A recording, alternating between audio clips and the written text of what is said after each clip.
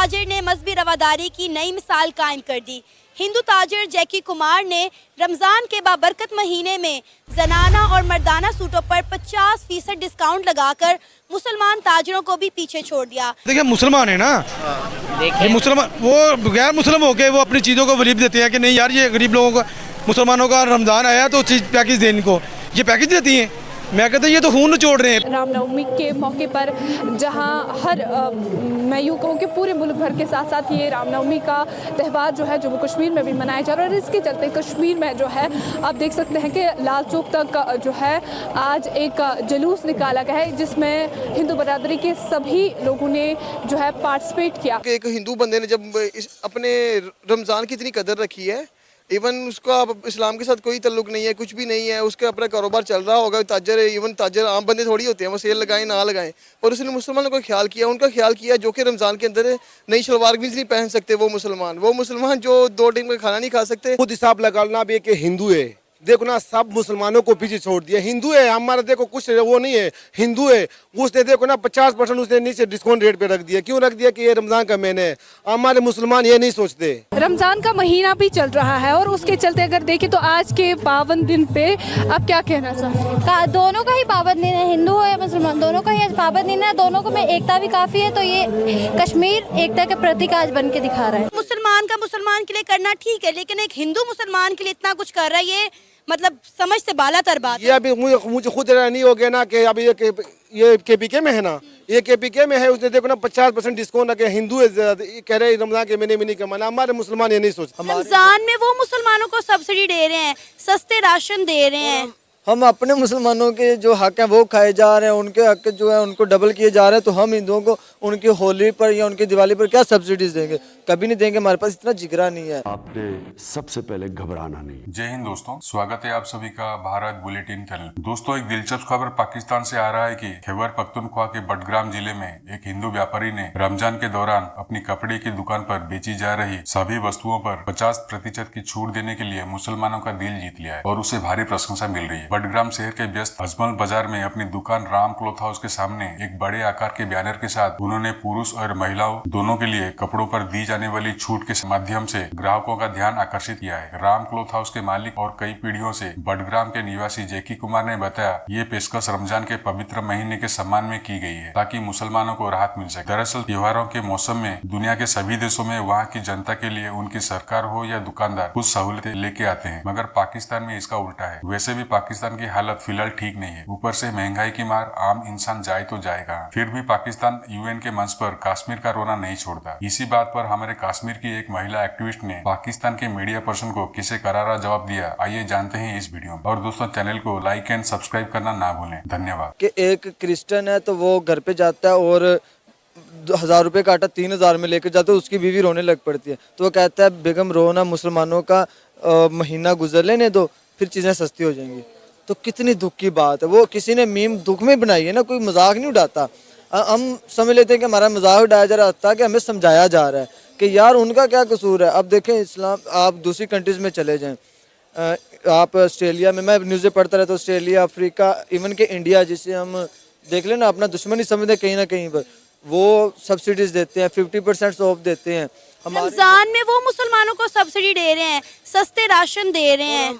हम अपने मुसलमानों के जो हक हैं वो खाए जा रहे हैं, उनके हक जो है उनको डबल किए जा रहे हैं, तो हम हिंदुओं को उनकी होली पर या उनकी दिवाली पर क्या सब्सिडीज देंगे? कभी नहीं देंगे, हमारे पास इतना जिगरा नहीं है, हमें असल में तरबियत नहीं दी गई। ये देखें, अब मैं एक बात करने लगा हूँ, शायद आपको वो बात बुरी लगे या आपको मैं समझा ना पाऊँ।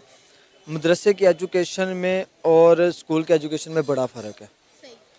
मैं मदरसे को गलत नहीं कहता, हमारी इस्लामी एजुकेशन होनी चाहिए और हर हाल में होनी चाहिए, लेकिन हमारे स्कूल में भी, हमारे बच्चों को स्कूल में भी पढ़ना चाहिए। हमें एक तरफ ही बिल्कुल नहीं जाना चाहिए। अगर आपके मदरसे में इस्लाम सिखाया जाता है तो आपके स्कूल में माशरा भी सिखाया जाता है, इस्लामी लिहाज से सिखाया जाता है, नॉन यानी कि गैर मुस्लिम तरीके से नहीं सिखाया जाता, जिससे वाले आज़म डरते हैं कि जी वो बच्चियों को तो पढ़ने नहीं दिया जाता। पहला तो कंसेप्ट पाकिस्तान में ये है। तो फिर जब आपके यहाँ एजुकेशन की कमी होगी तो फिर आपके यहाँ ऐसे ही पैदा होंगे जो रक्शे का किराया डबल कर देते हैं, जो कपड़ों का किराया जो रेट है वो डबल कर देते हैं, खुराक का अब केला 300 रुपये है। और रमज़ान में आप देखिए खजूर जो है, अच्छी वाली खजूर जिससे आप रोज़ा खोल सकते हैं। 1000 रुपए किलो हो गई है। यकीन करें कि मैं आधा किलो का डब्बा 200 रुपए का पिछले रमज़ान में ख़रीदती रही हूँ, वो खजूर जिससे एक नॉर्मल मुसलमान रोज़ा खोलता है। फोर सीजन एक ना ब्रांड का नाम है, पाकिस्तान में आपने देखा होगा, तो वहाँ से मेरे भाई बाय करने के, अल्लाह की कसम एक इतना पैकेट 6500 रुपये में।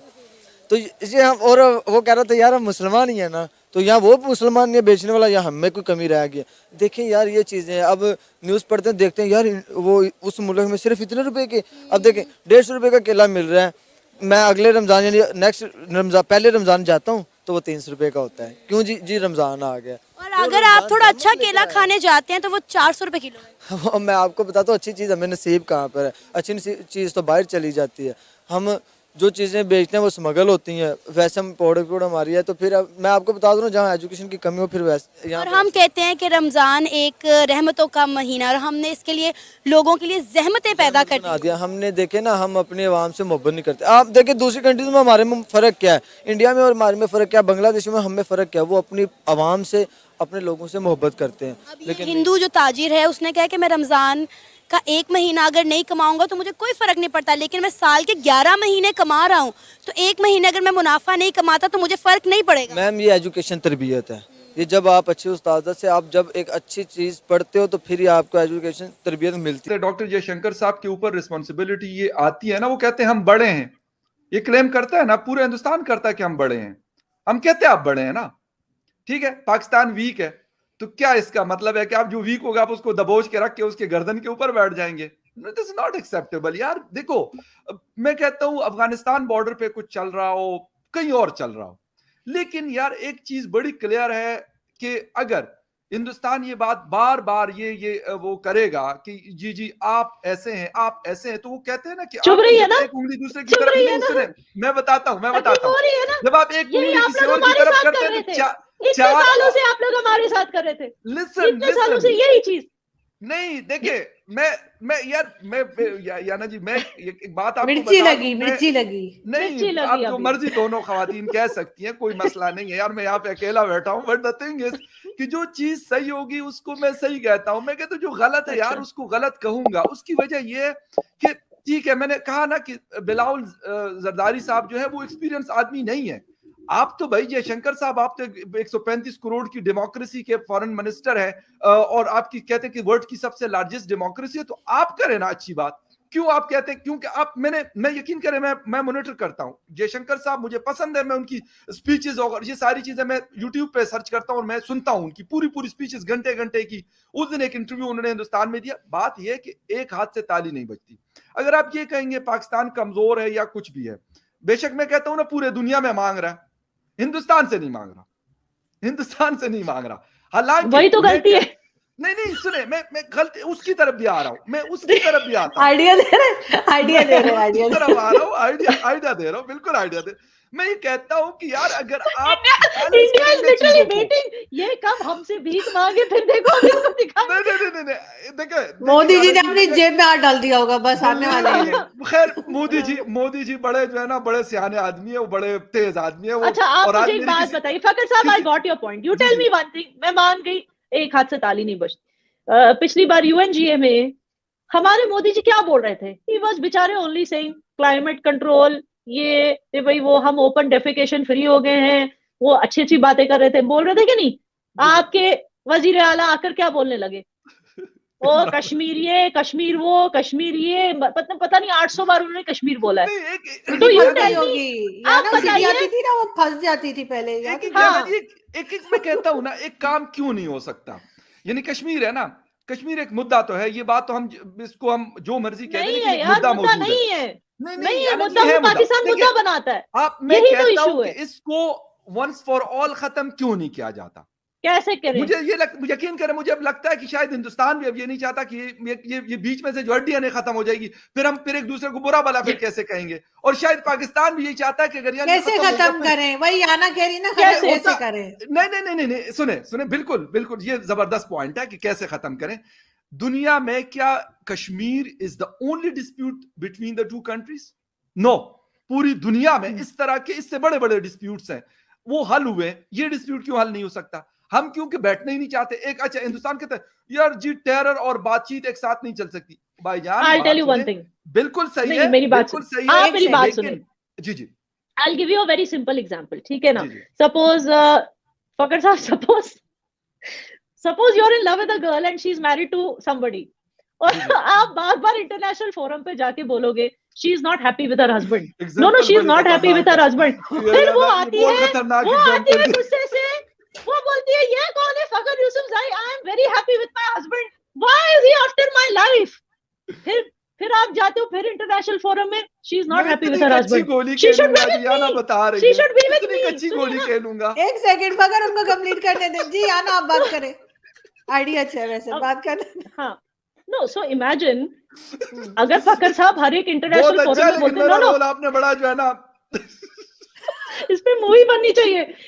फकर साहब हर एक इंटरनेशनल फोरम पे जाकर बोलते हैं नहीं उस बेचारी लड़की की राइट्स छीनी गई, उसकी जबरदस्ती शादी कराई गई, वो हर जगह जाके बोल रही है I am happy with my husband, ये हर जगह जाके बोल रहा है she should be with me.